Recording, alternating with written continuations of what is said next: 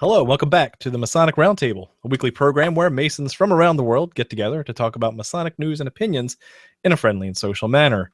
The standard disclaimer applies. The thoughts and opinions expressed here are solely the opinions of the participants and do not represent any Grand Lodge statements or positions. Make sure you keep your conversations open for the public and on the level. To interact with us, send questions and comments to our Twitter page at Mason Roundtable or on the Facebook event page for episode 134. You will die one day, especially if you don't interact with us. My name is John Ruark. I am a past master of the Patriot Lodge number 1957 in academic land of Fairfax, Virginia. Off to Robert Johnson for his introduction.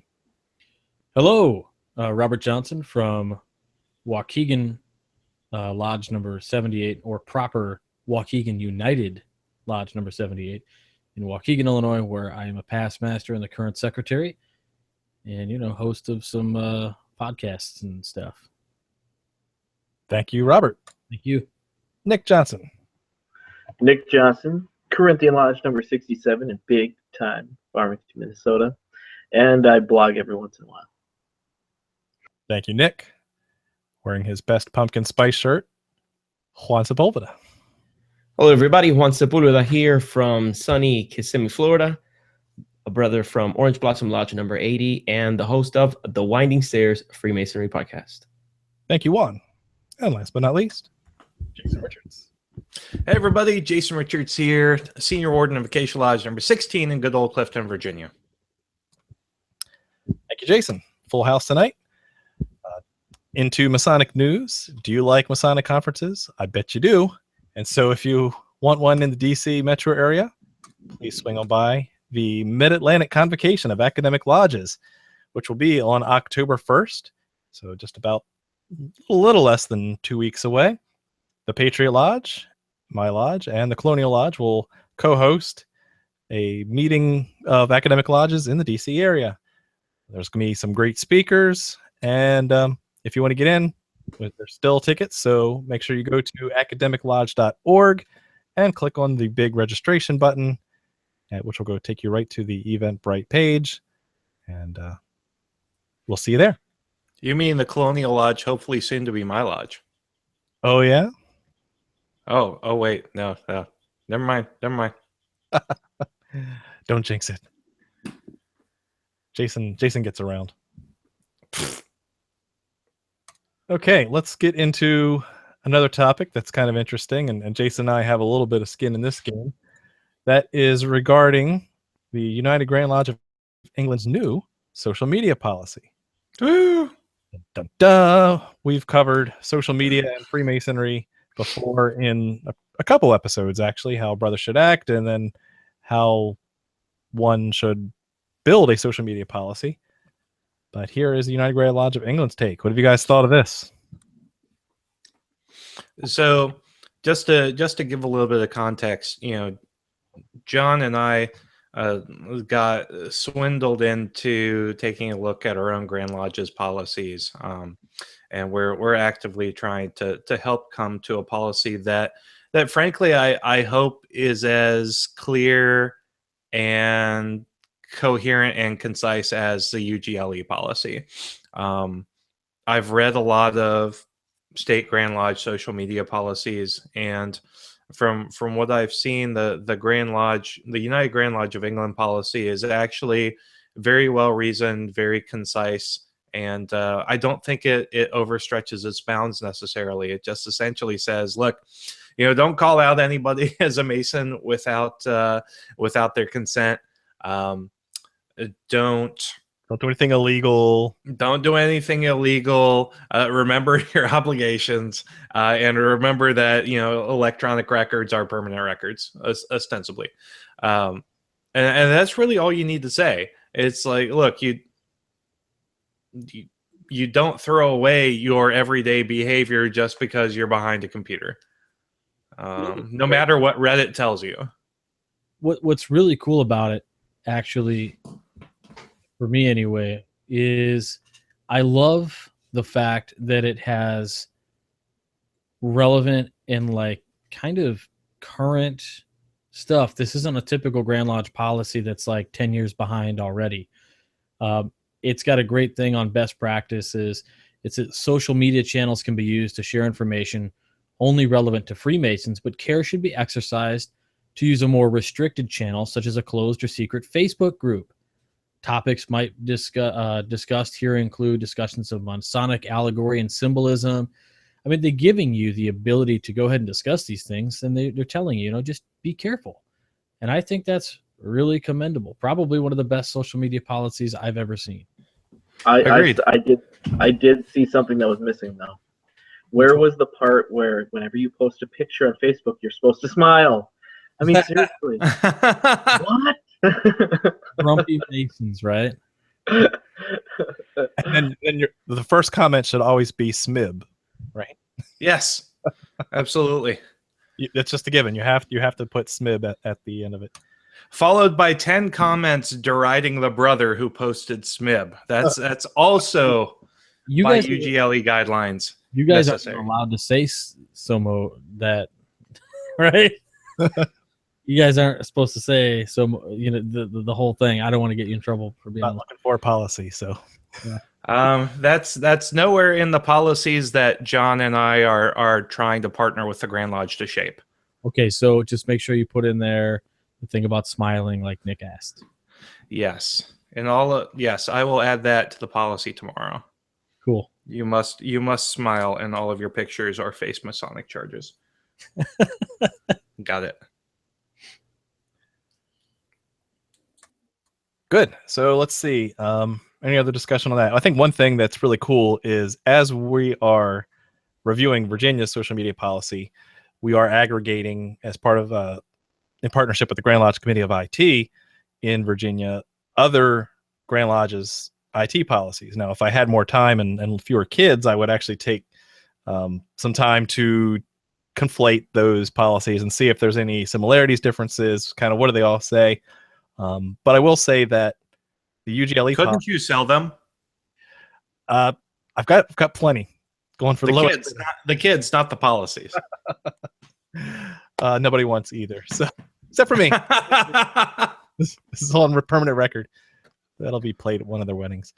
The one thing I found was really interesting too was that the Rocky Mountain policy that came out in the Colorado area a couple of years ago, we did cover it on the show, and it's very similar. What I love about them, 2 pages. It's very simple, very concise and discreet. So there's not this long, drawn out set of arbitrary rules that are hard to manage and maintain. It's really, it just sets clear direction. I think that's a good thing for leadership to do, is just set vision, direction, guidance, and go forth and conquer. Okay. Then the next topic that I found, which is rather interesting, did not find this on Hodap's blog, surprisingly, but we trumped him. We got one. And that is news out of Scotland, where our friend and brother, Robbie Burns, who we've covered in the Robert Burns episode, who is the Bard of Scotland, wrote many poems, most famously Auld Lang Syne. Also known as a poet laureate of Freemasonry. Oh, touche. Well, he's not the only famous Scottish Burns Mason right now. He's got a cousin that many papers have now been found about him. And this is based off of research done for a new book where Captain Sir Alexander Burns, whose father was the Bard's first cousin, who was Robert Burns's first cousin, was this guy's dad. So I guess that makes them first cousins once removed. Anyway, this guy has an amazing life. The title of this article is Sex, Spies, and Masonic Secrets: Wild Life of Burns's Swashbuckling Relative Uncovered. Reading the article, there's a lot of details where this guy basically was a British spy during the early 1800s and was sent to Afghanistan undercover. His papers reveal techniques and methods that he used, and while he was there, he had a harem of Afghani women. So he, like his first cousin once added, was a fan of the ladies, and true to his name, lived out the carefree life of a Burns Freemason. So yes, he was a Mason as well, but that, as far as the article goes, that was really covered in the last sentence, basically. That, oh yeah, by the way, he was also a Mason, but this guy had an amazing life. Go check out that article on theMasonicRoundtable.com. Anything else I'm missing for Masonic news this week? I think Yeah, I'm playing a concert on Friday. Say what? Yeah. So that's not necessarily Masonic news, but I will be opening for brother Brad Paisley at his concert at Jiffy Lube Live on Friday. So I have a church band I play with, and one of the singer-songwriters in the band needed a drummer because he got booked for a gig for the VIP lounge for Brad's concert. So yeah, I've got like a 14-inch by 14-inch square encompasses vinyl decal that I'm getting made up tomorrow that I'm gonna like plaster on my bass drum. It'll be awesome. I'll send pictures and post them to Instagram. And so if brothers go to the show, how do you want them to? You want to throw square and compasses at you or what? Do they make Masonic underwear? They can throw their aprons at him. So no, we're not even on the main stage. We're just kind of hanging out in the back, Don't play providing background music. This is a big deal, brother. It's doubly Masonic. Yeah, don't downplay it, man. That's awesome. Yeah, so it'll be fun. So yes, personal Masonic news. Nobody cares. Moving on.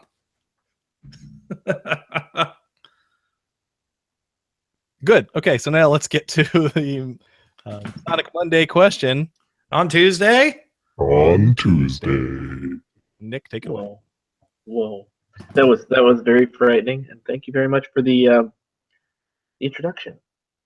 All right, so last week it was a really good question about a very important, influential coach in the history of football, particularly in the youth programs, and that would be Glenn Scobie Pop Warner. So I'm sure a lot of people know about Pop Warner. He was raised in Springfield, Lodge number 351.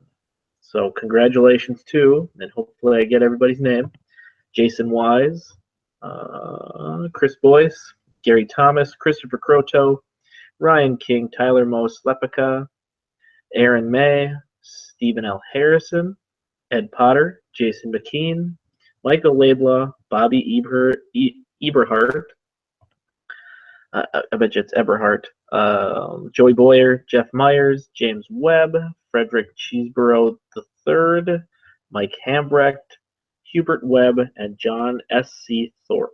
So congratulations, guys, on knowing Pop Warner. All right, so the question for the week of September 19th, 2016.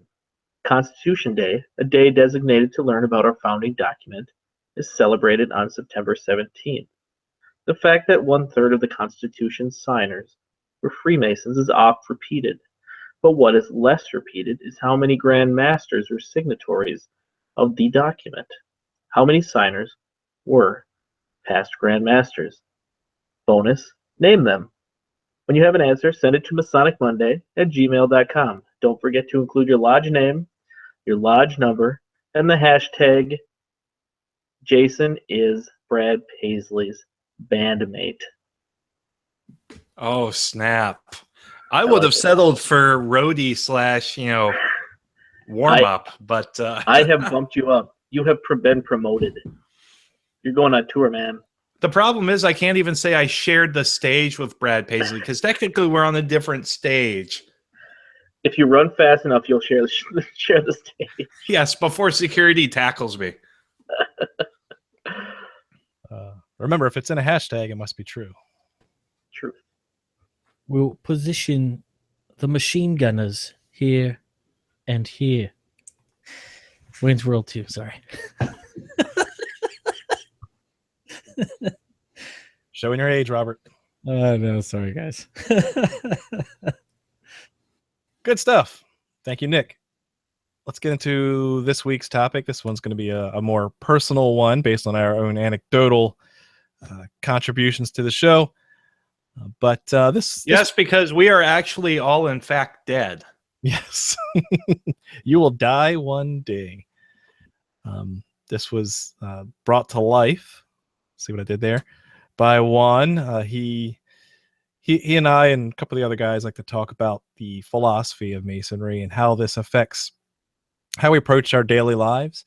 And in Masonry, and as well as here on our side tables and hanging above Jason's head and in the background of Juan's studio, we've been not hiding the fact that we've been fans of skulls and other types of symbols and artifacts that describe death and other types of morbid, some would say morbid type illustrations and symbols. Tonight we're going to talk about what does that mean? Why the fascination with death and mortality? So before we jump right into the symbolism and what it means to us, why do we have skulls? Is skulls and death, is that a Masonic symbol? And I'm going to jump right to Robert because he's written a couple articles on the topic. Well, it is. There you go. End of story. Why do you say that, Robert? Well, I have a nasty echo. Okay. Yes, you do. I think it's gone now. It's good. Okay. You're good. So yeah, it is a Masonic symbol. It has been used in, regardless whether you look at the history of Freemasonry, 1717, 1721, or whatever date you want to use, and before. And a lot of people will say, well, Freemasonry, it's not real Freemasonry. Back then it was operative. It was strictly operative. Like when we talk about the lodge that was in Pompeii. The thing is, though, that those symbols are still used even in the operative days. There's a skull motif in Pompeii. There's a skull motif moving forward throughout the ages. And, that skull has been there, and it serves a singular purpose. And throughout just about, every rite that I've studied, regardless whether it has a tie to Masonry or not, like even the Eleusinian rites or anything like that, everything essentially is a born-again rite, a new birth, right? So you come out of an initiation or a ceremony with a new appreciation, and you're reminded constantly of what happened to you and to live the way you should be living hereafter based on the constant visualization of a symbol. In this instance, that symbol is the skull. We did a piece on the Midnight Freemasons I wrote with Brother Brian Shimeon some time back, and the piece was about the skull and crossbones, because I would frequently wear a skull and crossbones motif or a pin or even button covers or, whatever it's going to be. And I would get guys ask me all the time, what is it with you and the skull and crossbones, RJ? Are you like fixated on death? What's going on? And I would, just argue with these guys like, well, clearly you weren't paying attention. Right. Or even if these guys, there's the article. Yeah, I should probably update the font on that, the color. Anyway, it's an old symbol. I felt completely validated at a point about a year and a half after it came out. Hodap shared it, which I was like, holy cow, because, sometimes you do a little bit of research and I want to put that research in there, and I put the research in and people want to go, oh yeah, but that's false research. And I mean, if it is, I invite you to let me know. But so far it's pretty much stood the test. A lot of the references we have in that piece actually come straight out of the ancient accepted Scottish Rite, Southern jurisdiction, ritual and monitor, as well as many other places. So rich symbol, huge in our lives, but why? So yeah. Where can brothers read that article, brother? That is on themidnightfreemasons.org. Yeah, I'll update the font on there. It's like gray with a black font. That's going to be non-readable for a lot of folks, but I'll change it over to white. Yeah, you brought up a good point too. One thing that I found, this is going off a little bit of a tangent, but it's related because, as you said, with most initiatic experiences, regardless of its source, they tend to follow what's referenced as the hero's journey. And here's a Wikipedia article, and I like their graphic they have here, where it's a literary device in which you begin with the hero who's called to an adventure. He reaches a mentor of some sort and has to go below, has to actually physically, sometimes in the story, go underground to this abyss. And you can see at the bottom of the abyss is a death and rebirth action that transforms the hero from what he was. He has to basically continue forward and leave his old self behind so he can be transformed, atoned, and returned back to whence he came. It's been used in thousands of stories. And I think to me, as I was reading it, if you've ever read the book The Alchemist by Paulo Coelho, if you know this plot device, read that again, and it almost follows it step by step. However, that still means that it's a great book. But as you can see, that's a common thing, that death as a way of transforming oneself can be used to make someone better. And definitely, it's kind of funny. When I was master of the lodge, I was pushing. There's a local poet, very famous poet in Minnesota, Robert Bly, and also the hero's journey comes from Joseph Campbell's writings. That's kind of where it started. And then Robert Bly kind of took it on and continued forward with it into this men's movement. And definitely, I was passing out different novels of his, or different books, because it really is the concept that what we are doing in Masonry, and kind of why, and I know this is kind of a tangent back to why it makes sense to have it a male-only fraternity, is that it's a rite of passage, something that all of us males, for whatever reason, have very different. We don't have overt signs of what we are. We don't go through menstruation. We don't have babies. We literally are kind of these floating ships of just confusion. And Masonry very much is a way to focus that. You are following this path, and you are descending, and that's actually kind of the concepts that Robert Bly was pushing, was this concept of spiritual descent, not ascension. And so it's this idea of going deeper and deeper and deeper within these levels within yourself. And that's, if anybody who's been through the Master Mason degree can obviously see that particular concept of spiritual descent on display. And it's not just symbols of the skull or this or that. It's very much a broad existence of how do we deal with the concept of knowing that there's an end, and that this rite of passage, even though we're having to go through it, we're fortunate that we get to go through it early, so when we have to do it again, we're prepared for it. That's deep. Juan, what does it mean to you? Yeah, I wanted to elaborate on what Nick is saying. If you think of different religions, different organizations, and any group that intends to help a person move from one state to another, usually there's that moment where they're leaving something behind. If you think of Christianity, you see you leave behind the old man, and then you become this new born again creature that now is taking steps or ascending in the progress through life. The same thing happens in Masonry.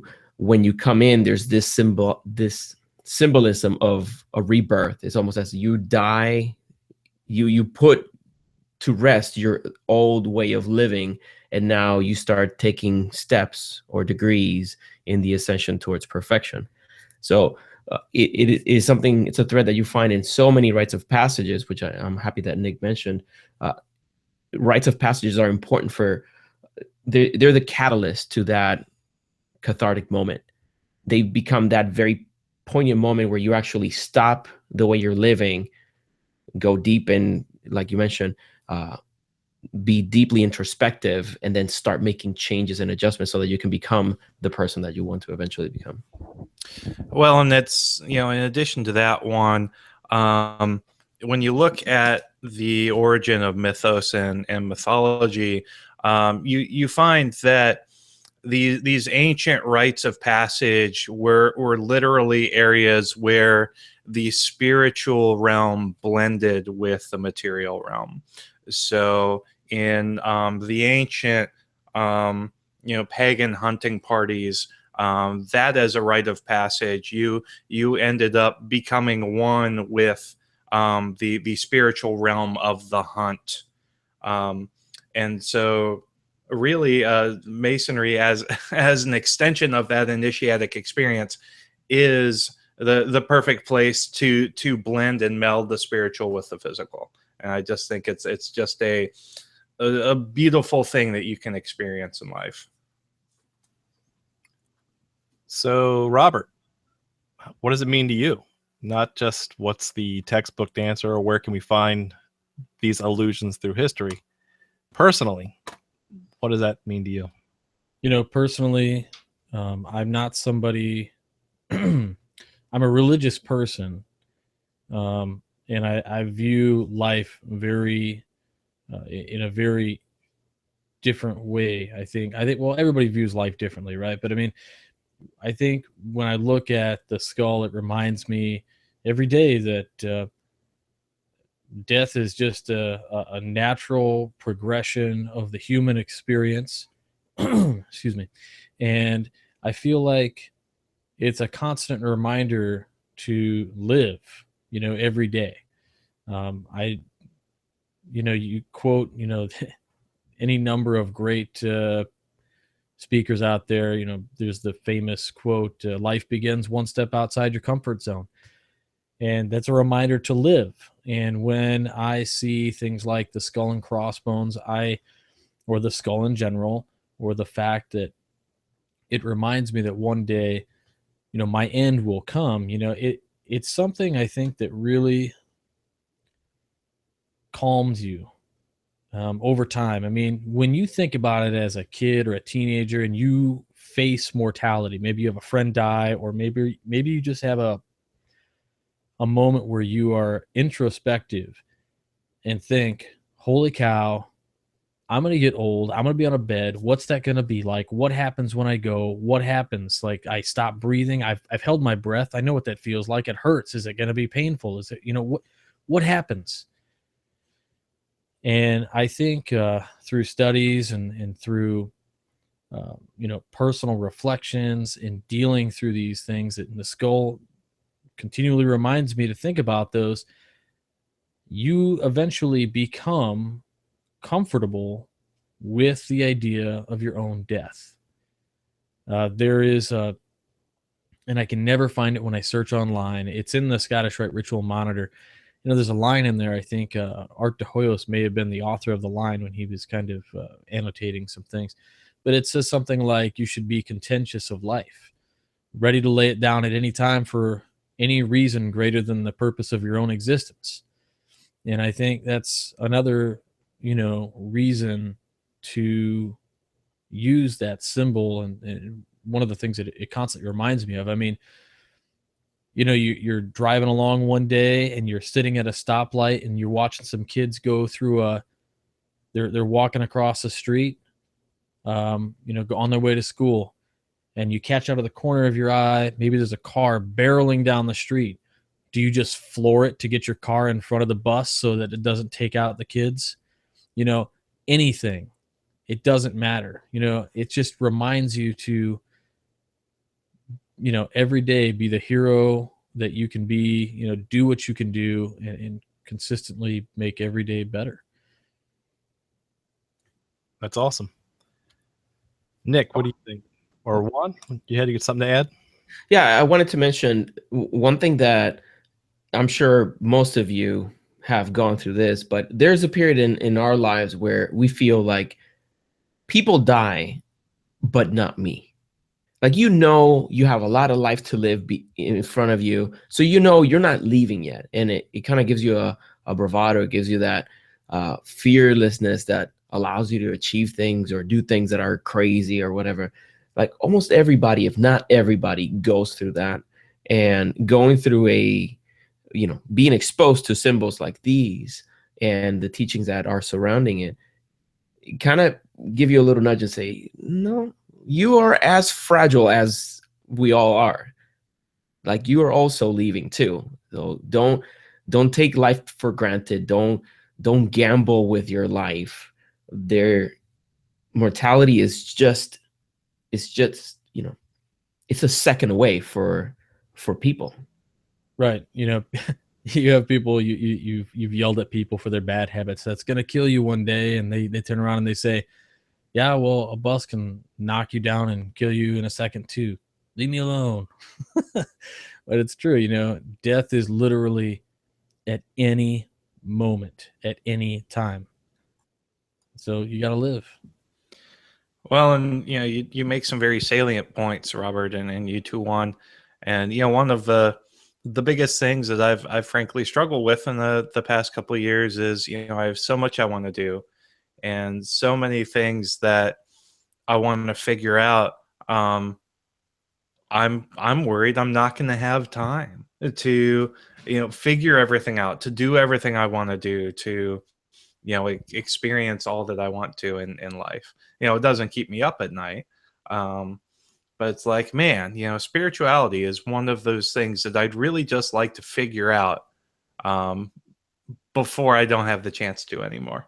And, it's one of those things where you work on it every day, but sometimes it seems like the more you dig, the more questions you come up with that you can't answer. And, I don't like not knowing the answers to my own questions. How true that is.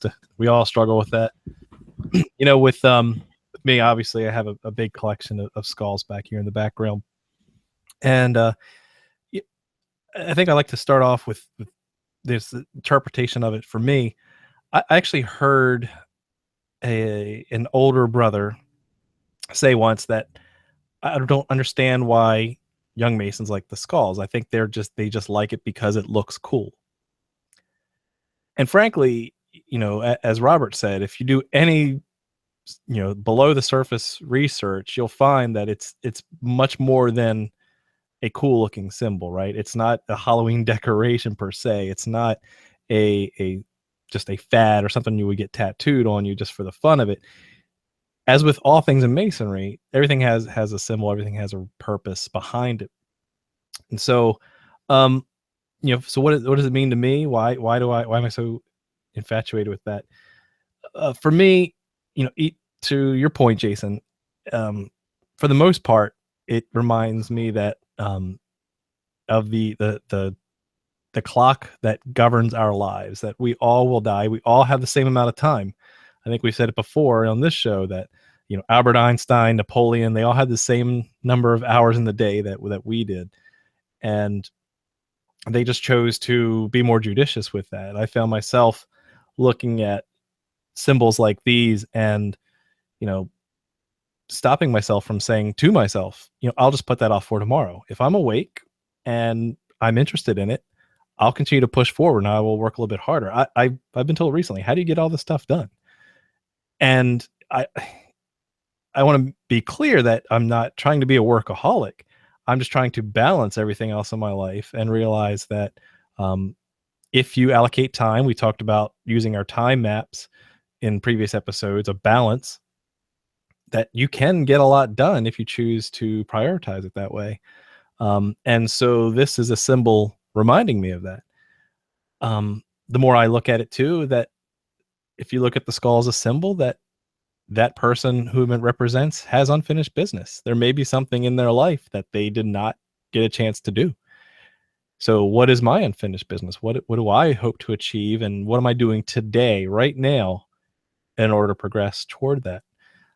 Finally, it's even to that vein, reminding me of things like, call someone that you love and tell them that you love them before it's too late, right? I don't want to have any of those regrets.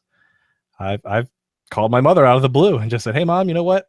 Thought about you, love you, and just wanted to make sure you knew that."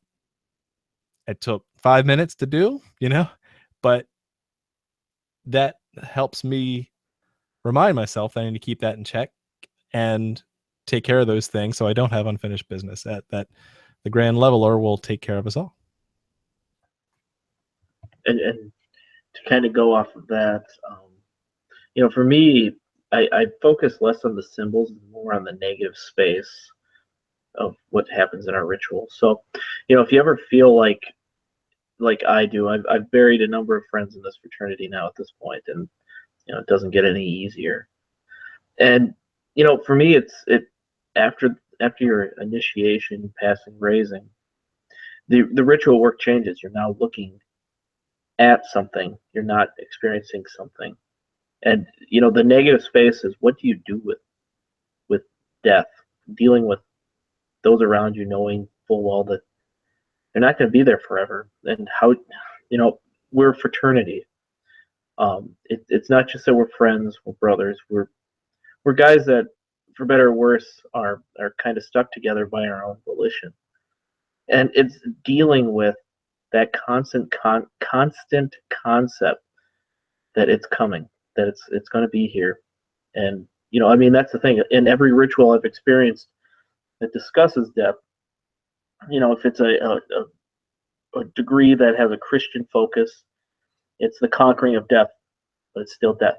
You're still not going to be here anymore.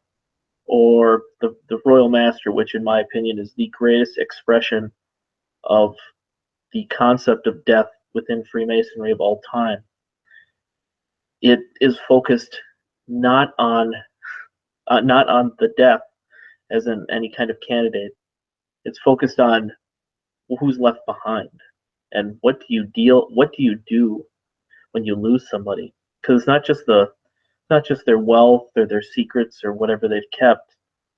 It's the friendship that you've lost. It's the relationship that you've lost, and it's really hard to deal with. I mean, I've buried way too many people. My mentor, I've buried a guy that I've worked with on ritual forever, and let me tell you, it doesn't get any easier. And the ritual's a comfort in some respects, and a very dull knife in some other respects. And it's just, I think you need that. I think you need something both sharp and something soft, just to kind of get you through that concept that you're not going to be here forever. So. I wanted to share something, with the brothers listening and watching. Like, we're not trying to get you to now live a somber, paranoid life of, okay, now I'm gonna die. I'll go. This is the moment. Here I go. But it is to have that presence of mind that it is going to happen to you. Are you maintaining the relationships that you have? Are you contributing to the benefit of society? There are things that are going to be left undone when you leave, but if there are some that you can resolve in the meantime, then spend your time wisely and work on those things. And on the topic of, saying goodbye to some brothers, I had something happen to me that I hope for me, it was a lesson, and I hope that it's a lesson for some of the brothers watching or listening. And I had this brother who, he had been ill at one point, and he recovered, but he was taking care of himself. He had, if I'm not mistaken, it was skin cancer. But he was taking treatment. He was fine. And one day I had a dream about him. And when I woke up, I thought, oh man, I should call him and maybe take him out to lunch, because we haven't talked in a while. And I got busy. I did other stuff, didn't think about it again until it was too late for me to call him. So the following day I had the same thought. Oh, maybe let me see if I can take him out to lunch. And I tried to look to see what day would be good. And before I called him, ended up getting distracted and didn't call him. By this time, I didn't think about it again for weeks. And then all of a sudden I receive an email from another brother saying, it was a mass email, and it said, brothers, if you are planning to go see brother, this brother, go now, because tomorrow might be too late. And when I read that message, I realized, oh my God, my chance of actually sitting with this brother and having that last conversation is over. Like, even if I go now, he's in such dire condition that it's not going to be what I envisioned our last conversation being. Who knows if he'll even be conscious by the time I make it to the hospital. So I squandered an opportunity to connect with this brother, and it came out of my procrastination and my distraction. I didn't take that intuition into real consideration and said, yeah, let me call him now and see if I can come visit him. For me, it was too late. And I hope that if a brother has that same thought, they wake up thinking of a old friend, or if there's someone who's been in their minds, treat it, think of my situation, and don't waste your time. Reach out to this person, mend relationships that are tarnished, and make sure that while you both are alive, you spend quality time together. That's the whole point of having this conversation today with you all. There's one thing I want to add to that I think that when you reflect introspectively on those types of topics, I really think that there was something pulling you to think of that brother, right? So Fratero is going to love me for saying this, that the concept of clairvoyance comes into effect, that something was aligning the universe such that you were thinking of that brother often, and that you were meant to talk to him.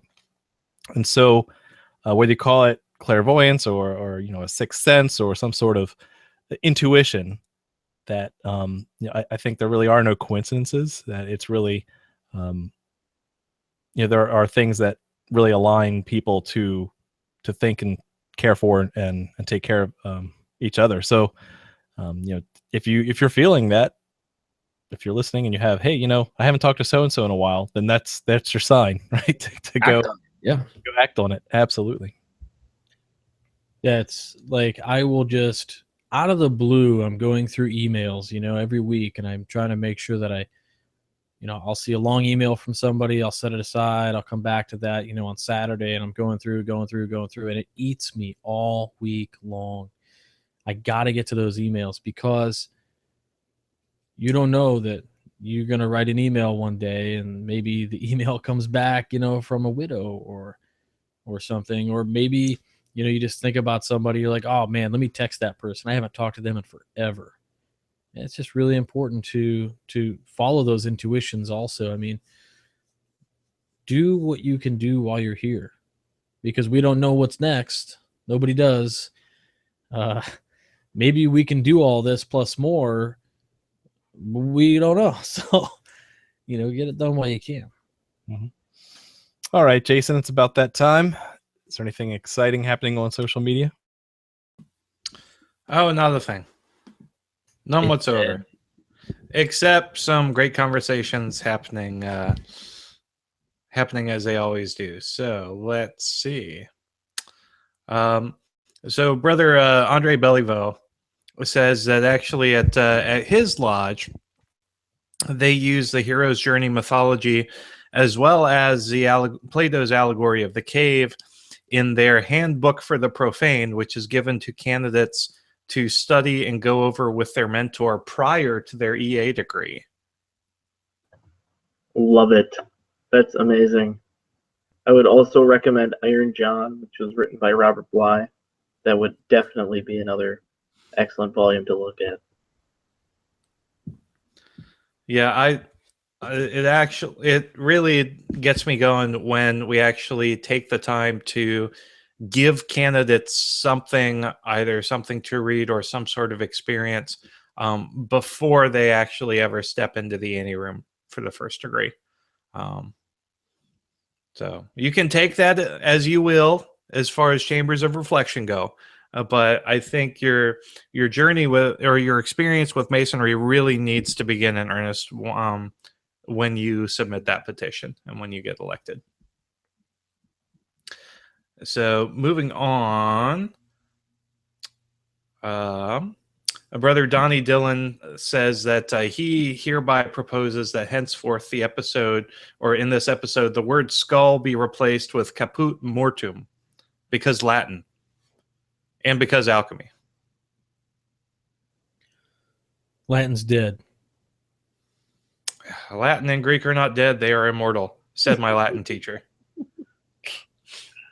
So, and one final little piece of insight from Brother Donnie Dillon. He said he likes the UGLE social media policy. Going back to our Masonic news portion of the episode, he says he likes UGLE policy, except for points where they call for members not to post material likely to offend, and where they state that members cannot attack UGLE or other Masonic authorities.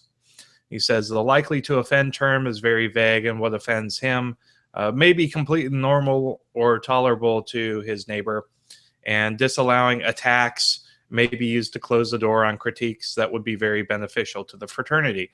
Arkansas. So I would agree with both those points.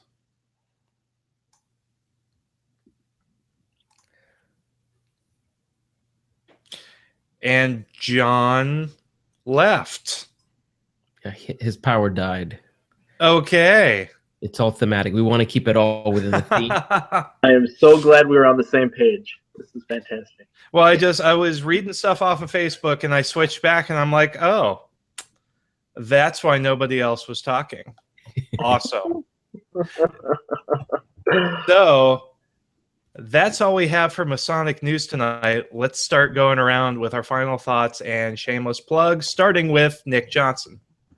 Sure. Am I muted? No, Nope. You're good. Oh, thank God. It's kind of interesting is, we were discussing this topic, and my dad, he's been closing up my grandma's estate finally. And so, they've been going through all the different things. And it was kind of interesting. Death we kind of worry about, we freak out about. And, I've gotten to kind of watch it firsthand as my dad's been having to deal with the estate. But one thing that was really fascinating is he was digging through her papers, and found this, which is actually my great-grandmother's widow's pin. And I thought that was kind of fascinating because you don't really realize just how powerful this fraternity is in terms of, it's not just that we accept death and that we accept yet fear it. We also take action to it. And like with my great grandma, she got a widow's pin. My grandma had a widow's pin, and they knew that if they needed something, they could just call in the lodge. And so even within death, it's not even that scary, because there's somebody there to watch out for you. And I think that's really what it is. It is the negative space, this idea of what do we do now? Mhm. We're confronted with the theme of death, and it makes perfect sense that what we do is we take action, because that's what Masons do. We're builders. We do things. And so I thought it was really funny, that it's very interesting that this was given to me by my dad saying, hey, this is from your great grandma. And I was like, wow, this is amazing. So, it's not, death is scary. We don't know what's up there. I mean, I do. It's a beach party.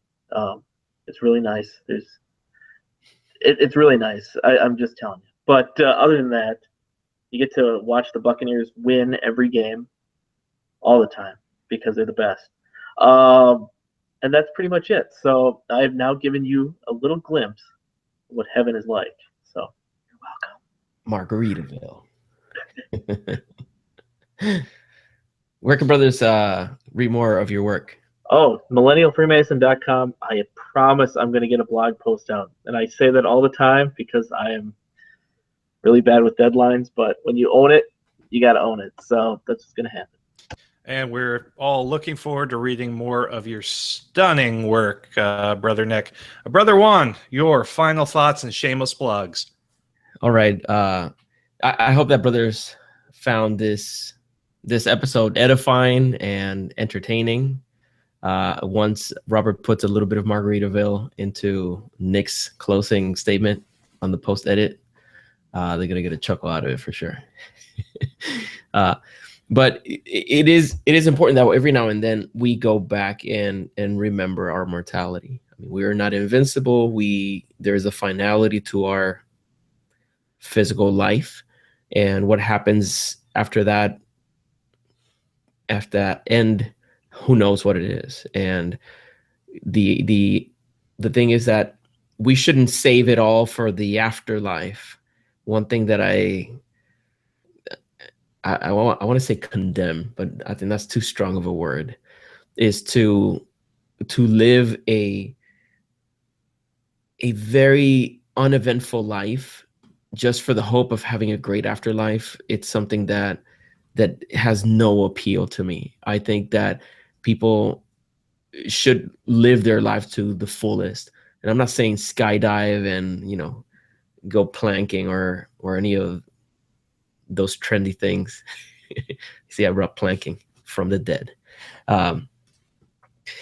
But what I'm saying is, like, live life fully, like be there for people, be present when you're with the people that you love and the people that the people that love you. I think it's important that we are constantly in that pursuit. And I think he came back from the dead. My gosh. What happened? Dude, I kid you not. My power never goes out. And my power went out 3 times in a cycle. 3 times. I can't explain it. I don't know why. It's not storming outside. I never lose power. And your candle went out too.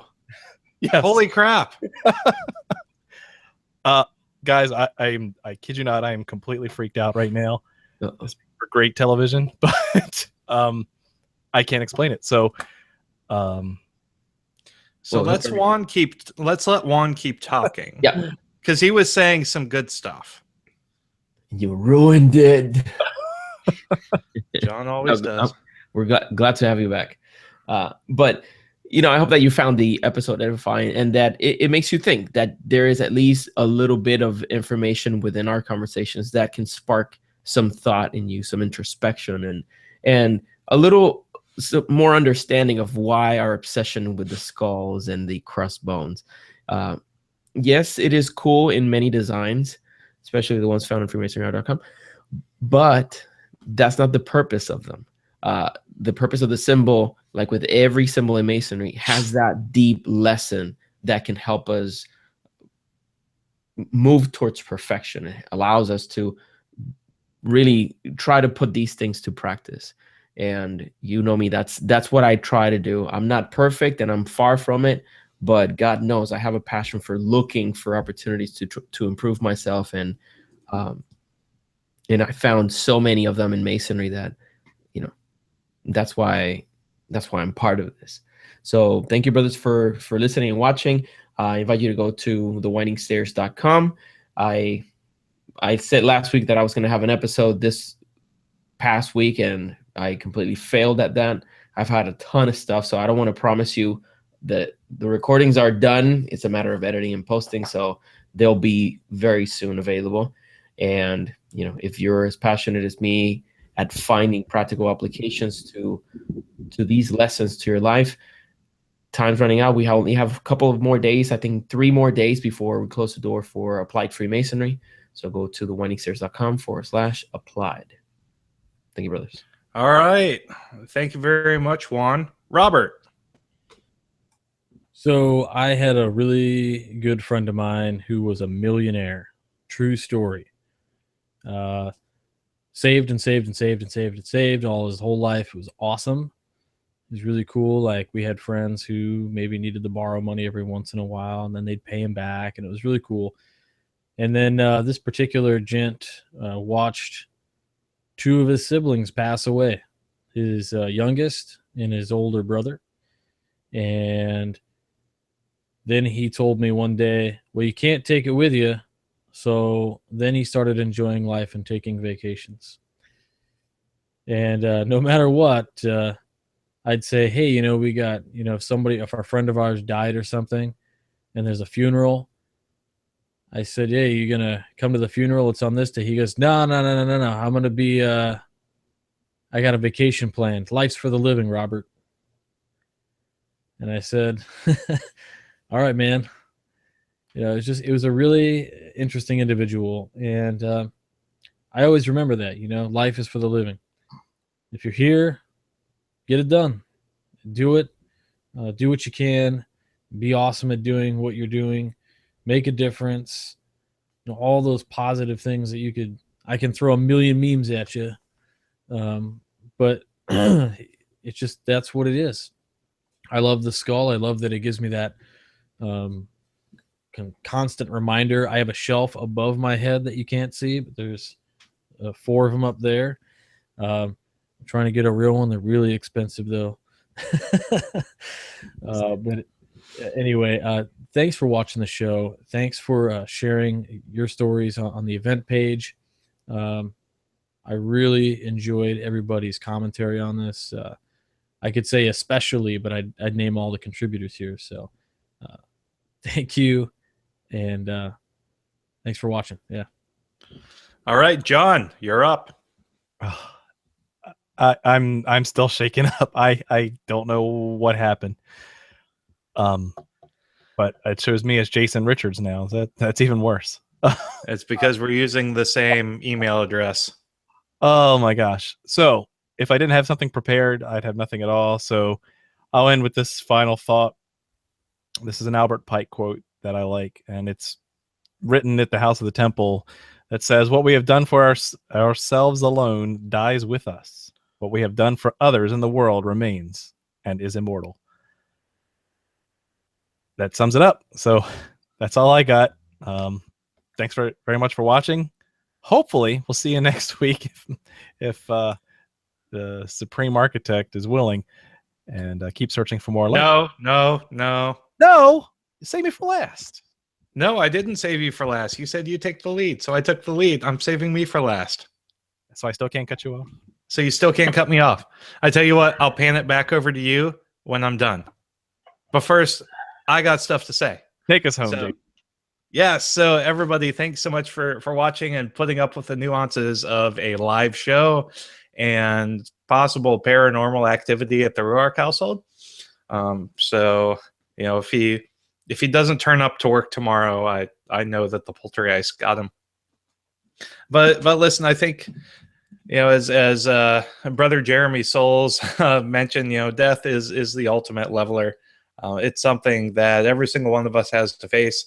It's something that we face with varying degrees of preparedness, and it's a specter that gives us a constant admonition to live life to the fullest, be judicious with our time, exercise that 24-inch gauge or 2-foot ruler, however you want to characterize it, and make the hard choices to spend the times with those we love doing what we love.